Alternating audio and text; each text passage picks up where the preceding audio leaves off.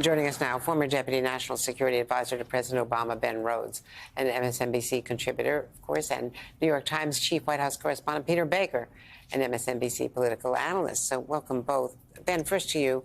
The Palestinians are canceling all security cooperation with Israel.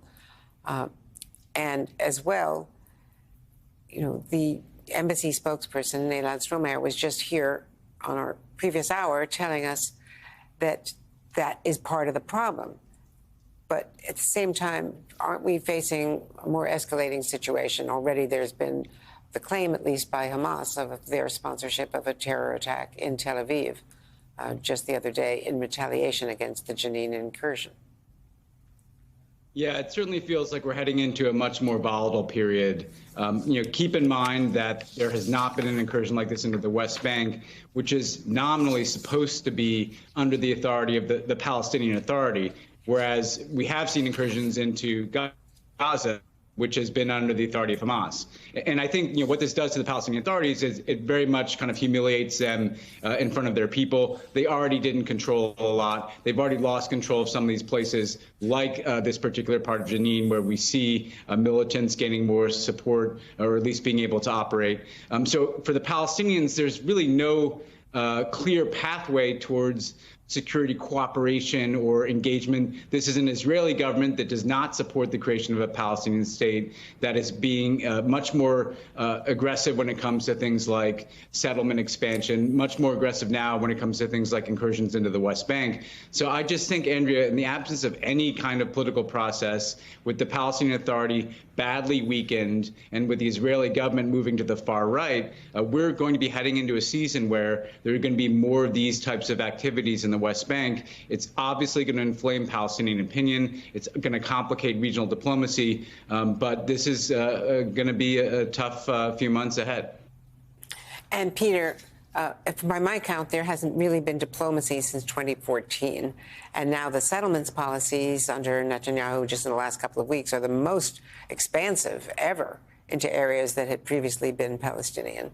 So as Ben was just saying, I don't see any solution. This is also likely, or could affect, we don't know this, but could affect what could have been Saudi Arabia's diplomatic recognition of Israel.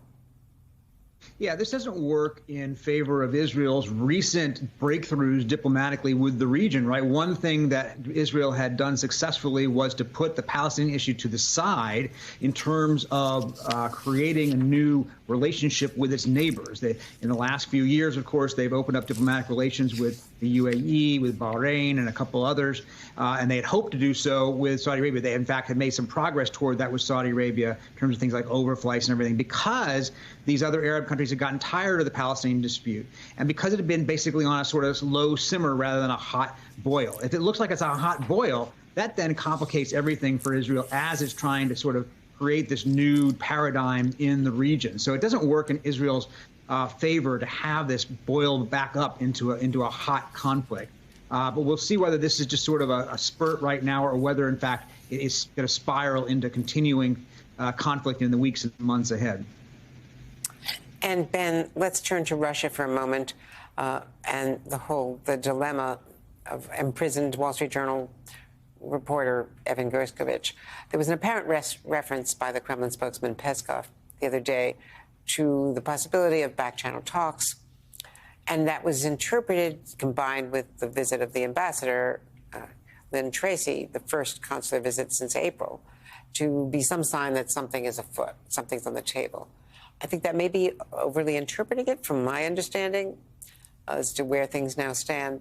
Do you see any sign that they are willing to do something, and certainly not before August, when the next hearing is, because their rules are that there won't be a trade of any kind until someone is tried and convicted?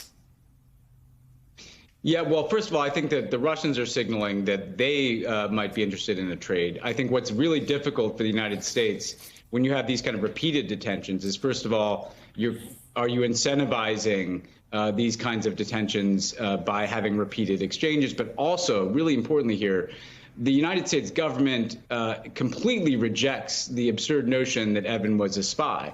And I think what the Russians will try to do is they'll try to exchange him for spies, which kind of fuels a perception that they want to leave, that this was actually some kind of espionage thing that's going to be resolved through a spy swap. So there are a lot of issues to be worked through. I think the really difficult thing is, because it's very hard to have any faith whatsoever in the Russian legal system, we have to assume that the only way to get Evan out of prison in the near term is some kind of exchange or some kind of release. And the question is, can you make that a bigger deal, a bigger negotiation? And so I think we're at early stages here. It's not surprising to me that the Russians are signaling that they want something in return for this. But whether the United States is comfortable doing that and how they approach it, I think are issues that are still being worked through in the administration, I'm sure. Yeah, and they'll want a spy for a spy, and we say we don't have any. We do have an accused cyber criminal who was visited by Russian consular officials. So that may be what's afoot. Peter, Victor Bout, the Russian arms dealer, was freed last December in the swap for basketball star Brittany Griner, has now been chosen, according to media reports from Moscow, as the candidate of a far-right party for a local election, which is somewhat surprising. Of course, Victor Bout was kind of the crown jewels of prisoners that they wanted back, and that was a very high price to pay for Brittany Griner, willingly by the U.S., but they left Paul Whelan behind, and my understanding is they don't want to do that again. He's been disappointed now 3 times, Trevor Reed, Brittany Griner, and now if he were not included in this next deal, it would be devastating. He's been there for 4 years, again, on completely unwarranted espionage charges, a conviction. Yeah, that's exactly right. And the problem, as Ben sort of alluded to, is the notion that the Russians want to trade somebody who is seen as being equivalent, right? So who is equivalent for a spy, quote, quote, if you really believe that, and of course we don't, Paul Whelan or Evan Gershkovich. And as you say, rightly, that the United States doesn't have somebody who, in theory, would meet that description. The one that they were looking for in trade for Paul Whelan in the past was an assassin held by the Germans who had basically killed somebody in broad, very, very brazenly in Germany. And the Germans, obviously, for good reason, understandable reason, don't want to release him as a part of a trade. And the Americans, I don't think, really pressure them to do that anyway. So who is it that they would want to get as a result? It's a very practical question. Then there's a larger question, is whether it's a good idea or not, is one, of course, that's haunted the U.S. government for years, decades, really, going back to Carter and Reagan. This administration, I think, has come to the conclusion that swaps are probably fine. That, yes, there's a political cost, but it's frankly not that big a deal. They've decided that they probably should be going ahead and doing trades when they're manageable and rational. So they don't have that reluctance if they can find somebody that's worth trading. But the problem is right now is that that's not clearly on the table.